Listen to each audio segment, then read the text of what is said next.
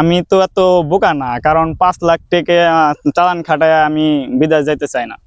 বিদেশে কিন্তু টাকা কামাইতে পারবেন অনেক।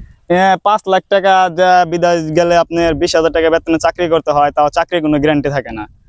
আসসালামু আলাইকুম প্রিয় দর্শক, কেমন আছেন? আশা করি ভালো। তো আমার সামনে দেখতে পাচ্ছেন একটি আবাদি জমি মালচিং পদ্ধতিতে করা, দেখেন এই যে।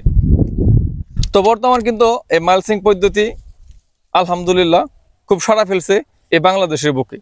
এর জন্য কৃষকের জমিতে কিন্তু সার, কীটনাশক এবং কি লেবার কম লাগে।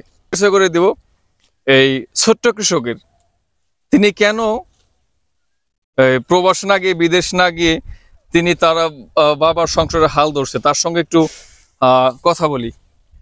আসসালামু আলাইকুম ভাইয়া। ওয়ালাইকুম আসসালাম। কেমন আছেন? জি আলহামদুলিল্লাহ, আপনি ভালো আছেন ভাই? ভালো আছেন না? জি আলহামদুলিল্লাহ ভালো আছি। আচ্ছা, আমি ইউটিউব দেখে, এগ্রোনের ভিডিও দেখে আমি এই মালচিং পদ্ধতিতে শিখছি এগুলো আমি। আচ্ছা, বললেন যে আপনার জায়গা কতটুকু? আমার জায়গা আছে এখানে, বেগুন আছে 1 বিঘা, মানে 36 শতাংশ। 36 শতাংশ, 1 বিঘা। তো 1 বিঘা বেগুন আপনার মালচিং করে কত খরচ গেছে?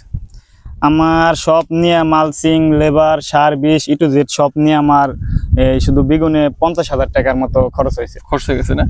তা আলহামদুলিল্লাহ, চারাটা কিন্তু খুব সতেজ। চারার নামটা কি? Super king. Super king. Ispahani super king. Super king. তো আলহামদুলিল্লাহ, পিছনেও তো দেখতে পাচ্ছি আপনার সুন্দর পেঁপে বাগান। আপনার পেঁপে বাগানটা? হ্যাঁ, পেঁপে বাগান আমার, ওটা পেঁপে বাগান আছে ওই জায়গা। তারপরে শসা আছে, করলা আছে। তাই না? তো প্রিয় দর্শক দেখেন, ওখানে কিন্তু ওই ভাইয়ের কিন্তু শসা আছে, করলা আছে। তিনি পরীক্ষামূলক ভাবে কিন্তু তিনি এবার দিছে। তার সঙ্গে আমি আর একটু কথাবার্তা বলি। একটা প্রশ্ন করি। জি বলেন।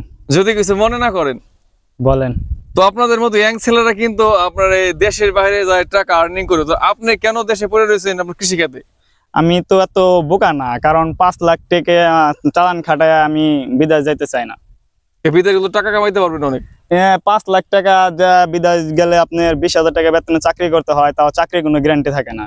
আর আমি দেশে 5 লাখ টাকা চালান খাটা আমি কৃষি কাজ করে, এতে আমি অনেক ভালো আছি। সত্যি ভালো আছেন? জি আলহামদুলিল্লাহ। মাশাআল্লাহ মাশাআল্লাহ, খুব সুন্দর।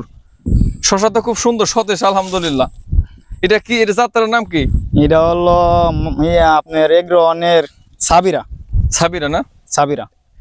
আচ্ছা আলহামদুলিল্লাহ। আরেকটা প্রশ্ন করতেছে আপনাকে, এই যে এভাবে যে মাছা দিচ্ছেন, এই মাছায় কি খুব সুন্দর হয় শসা? হ্যাঁ, এই মাছা মানে সুন্দর হয়। এই মাছা না? হ্যাঁ, এই শসা মানে এই মাছায় হলো শসা গাছ 1 লাখ উঠে যায়, কোনো হাত দা ধরতে হয় না। তাই না? জি।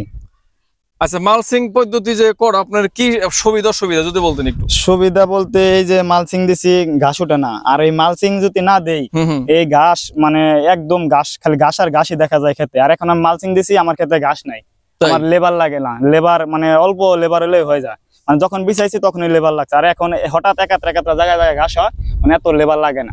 তাই? জি। তো দেখতে পাচ্ছেন খুবই সুন্দর, দেখেন ওই যে কিন্তু দেখেন ওই বনমালী কিন্তু কাজ করতেছে ওখানে, ওই যে। তো যাই হোক, দরদিরা অবশ্যই খুবই সুন্দর কিন্তু এই বাগানটা হয়েছে, দেখেন এই যে। তো ধন্যবাদ।